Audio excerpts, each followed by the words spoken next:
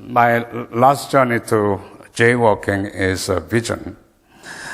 People ask me, what was your vision? And people would ask you, what is your vision? And if they ask you to explain your vision, just say no. You know why? I've been analyzing it. I'm very confident in my theory that most impressive vision statements of legendary leaders were made in retrospect. They didn't have that vision. Can you imagine Bill Gates explaining his vision like, I'm going to go to Harvard and within a year I'll drop out. I'll start a company called Microsoft. My first product will be window. No, not that window in the house. Different window. You cannot open it. There's no glass in it. Oh, forget it. You'll see it later. Can you imagine that kind of thing? When you become successful, journalists, interviewer, even professors in business school, all get together, collect every details of what you have done, and they analyze, beat to death, come up with a grandiose vision. So don't worry about vision, but since you'll be meeting scouts, interview, or you may have to present your material to potential angels or sponsor group. So even before you become successful, somehow you may need a good vision statements. Just hear this. I'll give you a model solution today. I think Statue of Liberty is a good testament of a vision. I came up with the necessary condition and the sufficient condition of a vision. Necessary condition is this. The foundation of statue is a spirit. If you don't have a spirit, you're not going to be an entrepreneur. And above the spirit, you need to define scope. Are you trying to follow Fortune 500? Or are you going to follow Ann Arbor News figures? Just think about it. And status and mission, target, achievement, and contribution. These are the seemingly different substances combined together. And if you just keep banging it, make it rotate it in a speedy way, it becomes a ray of vision, which sounds real impressive. And what is the sufficient condition of a vision? I've been thinking about this over 10 years. I've been writing down more than 200 candidate phrases. None of them satisfied me. But one afternoon, I accidentally came up with this slogan, and I was extremely happy with it. Whatever that is, it makes your heart skip a bit, right? You're not in a mood to respond me, right? When you go out on a date, listen to your heartbeat. You're going out on a date and your heartbeat is very stable, normal, almost similar to sleeping mode, then your date is an old paradigm. Perhaps think about some creative efforts. Come up with a new visionary statements, find a new date. That's the general idea. So, vision, no complicated thing. From now on, whenever people start talking about vision, remember three things. Statue of Liberty. This guy had some 7 entities into it. Remember Rainbow Coalition, seemingly different, put together into one statement. And sufficient condition is it makes your heart beat faster. And having this, I decided to go one step further.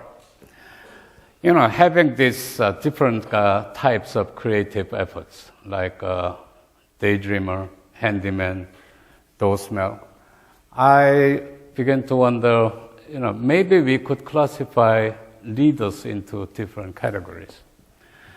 And I used to visit South Pacific Island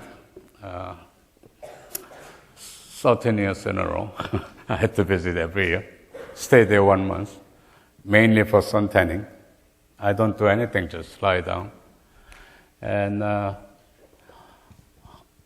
in South Pacific Island, they have a folklore, folk drama, folk dance, and in their drama, 3 types of heroes make the plays.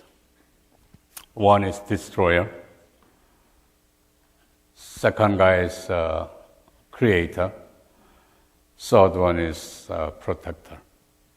And I was confused because when destroyer appears in the center stage, they react, you know, passionately. They welcome him, yelling, shouting, clapping. So I asked a local friend, hey, he's a destroyer. You should say boo. What's happening? And he said, you know, he destroys everything. So I couldn't understand. I was exposed to American cartoon culture and Hollywood culture that who are our heroes? Batman, Superman, Spider-Man, right? What they do? They beat destroyers and protect the society. So why this guy is welcoming a destroyer that much? And I couldn't understand it. 3-4 years later, I was lying down at the beach. I was listening to the radio. I was half listening. And the disc jockey said the title of the song is Abraham, Martin, and John. And I was listening to it, and all of a sudden I become to understand, wow, now I see what they mean. You know, Abraham was a destroyer, come to think of it. He destroyed slavery system, provided the foundation of industrialized nation so that America can enjoy the global leadership in 20th centuries. Martin was a destroyer. He was an eloquent speaker. He was a reverend. He was a gentleman. All he did is marching whenever he was frustrated. He used to march rather long way from Atlanta to Washington. But he was a destroyer. I almost can imagine somewhere in his hidden drawer, he could have a memo for his next speech, which goes something like, I have a dream. In 50 years, we'll have black president in the White House, walking hand in hand with his white secretaries. Don't you hear that speech? And I started collecting legendary heroes and see if you can classify these heroes into 3 categories: destroyer, creator, protector. I think he was a creator. He didn't mean to destroy anything, but when he introduced Windows system, lots of companies had to go out from the market. He didn't mean to destroy any of the cellular phone companies, but with this iPhone, other companies disappeared from the market. And destroyer, creator. I think he was a protector. I think Jack Welch was a protector. He destroyed by firing 150,000 employees in one day. But basically, he was trying to protect General Electric. Reagan was a destroyer to provide Silicon Valley nowadays. So I've been, I talked about paradigm, creativity and vision. And I think it's about time, if you're in a mood, think about this. Time to worry about entrepreneur's cube. Six-sided, you can fill in with things I explained today. Paradigm, creativity, vision, disregard, discard, renounce, spirit, vision tower. Here, three types of visionary leaders. So let them play with this entrepreneur's cube. And people in East and people in West will be equally confused with the vague concept, entrepreneurship. If you can come up with this kind of thing, we could make a startup before this semester end. And perhaps some of you will become rich.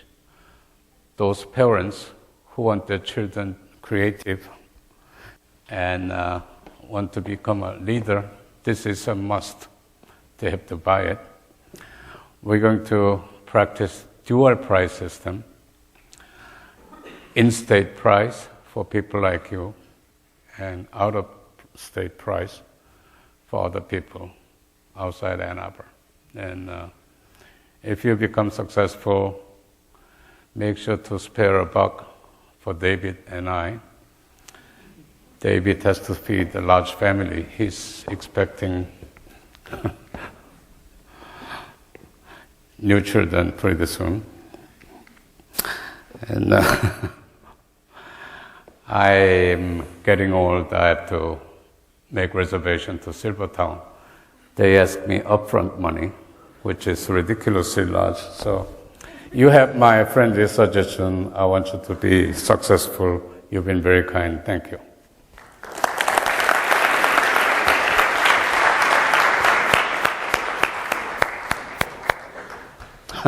Thank you so much. Sorry about your wife is his wife is pregnant. Let's give him a big hand. You know, she's blessing from 400 guys. So I mean, I want to ask you one or two quick questions if you Sure. have a moment.